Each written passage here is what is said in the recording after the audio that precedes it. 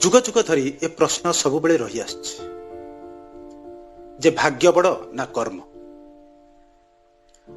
जो माने भाग्यवादी से माने कहती कर्म बोली किछि नाही, जहा भाग्य रही ताहा ही प्राप्त हुए। जो माने कर्मवादी से माने कहती भाग्य बोली किछि नाही, आम कर्म अनुसार ही हमको फल प्राप्त हुए। प्रकृति रे सत्य कौन? कहीं किछि लोक खराब कर्म करी मध्य भल फल पाउचंती। ए सबु प्रश्नर समाधान आज हम एक सुंदर कहानी माध्यम रे करिबा। आसंतु ए सुंदर कहानी टी प्रथम सुनिबा। थरे स्वर्ग रे विष्णु आनंद रे विश्राम करुथांती। एही समय रे नारद बहुत व्यस्त हिसाब रे जाहि सेठी पहुंचले। पहुंच के कहले, हे प्रभु आपण किछि करंतु। पृथ्वी पुण्यर भार धीरे धीरे कमी आसुछि। आपणकर प्रभाव मध्य पृथ्वी पृष्ठरू धीरे धीरे कमी आसुछि। विष्णु कहले, काहेकि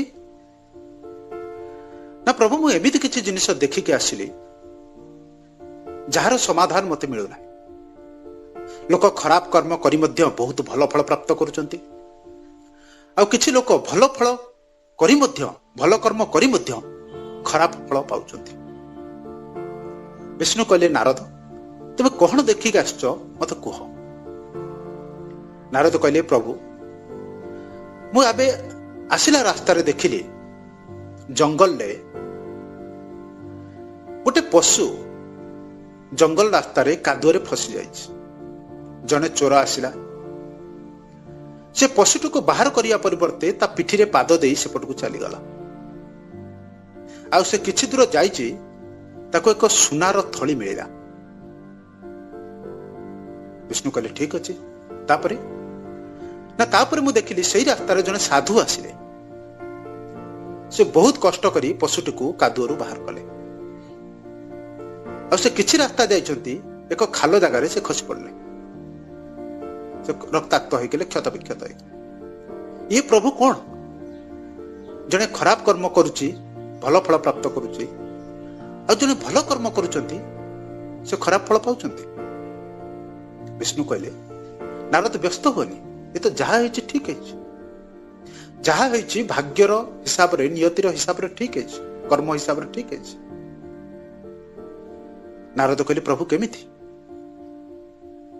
विष्णु कहले, जो चोरटी पशुर पिठी रे पाद देई सेपट को चली गला आ ताकू किछि सुना मोहर मिलिला, ता भाग्य रे गोटे खजाना थिला।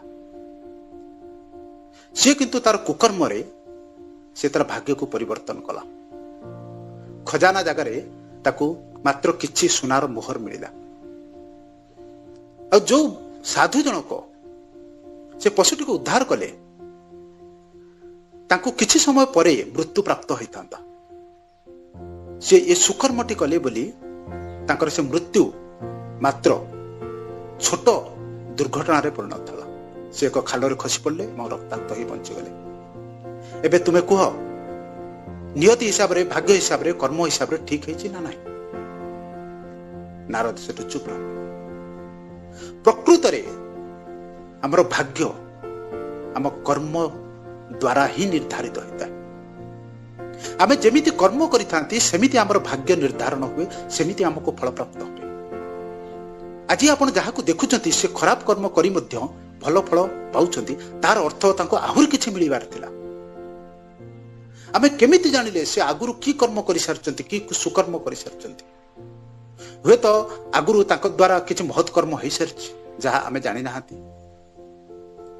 जेतेबेले महाभारत युद्ध रे अर्जुन श्रीकृष्ण को कहते, हे सखा मोर राज्य आवश्यकता नहीं, किंतु मु युद्ध करी नहीं।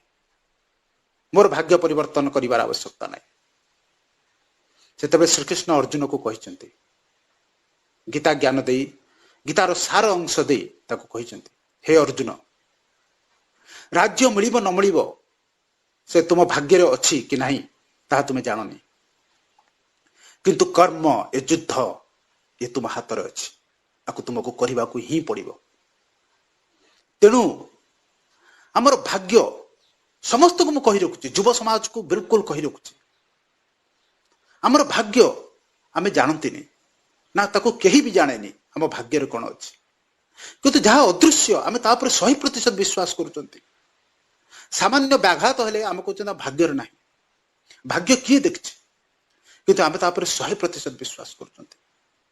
किंतु जो कर्म आम हाथ में 100% अच्छी आमे ता ऊपर ध्यान दौना। तेणु भाग्यवादी न होई प्रत्येक मनुष्य कर्मवादी हो, कारण कर्म ही निजर भाग्य निर्धारण हुए, आजिर कर्म ही कालीर भविष्य तैयारी हुए। तेणु समस्ते भाग्यवादी न होई कर्मवादी होगा उचित। आ कर्म कौन? कर्म केवल शरीर द्वारा होता कार्य कर्म नुह, भाव विचार वाणी क्रिया आपण भावना रे आपण विचार रे आसुथुबा कौन से एक सुंदर कि नकारात्मक विचार मध्य एक कर्म। आपण जदि भावना रे कौन से एक सत् भावना रखिछन से मध्य एक सत् फल आपनको प्राप्त करइबो। आपण जदि विचार रे भलो जिनिस रखुचंती से मध्य एक सत् कर्म। आपण जदि वाणी रे मध्य काहाको आघात करूचंती से मध्य एक कुकर्म। जदि आपनको वाणी द्वारा काहाको आपण साहाय्य करुचंती, कार मन प्रफुल्लित करुचंती से मध्य एक सुकर्म। तेणु कर्म केवल हस्त द्वारा होता कर्म कर्म नुह। तेणु समस्ते चेष्टा करंतु भल विचार रखिबा, भल वाणी कहवा, आउ भगवान देइथिबा ए सुंदर हस्तरे सुकर्म ही करबा पई। कारण ए कर्म आजिर कर्म ही कालीर भाग्य निर्धारण करथाय। आशा करुची ए सुंदर कहानीटी आपनको भल लागिथिबो। जदि भल लागिथिबो वीडियो टिके लाइक करंतु। जदि आहुरी सुंदर जिनिस जानिया पई चाहूचती मो सहित जोड़ी रहंतु। आज पई एतिकी। धन्यवाद। ईश्वर आपनको जीवन को सुंदर एवं सुखमय करंतु।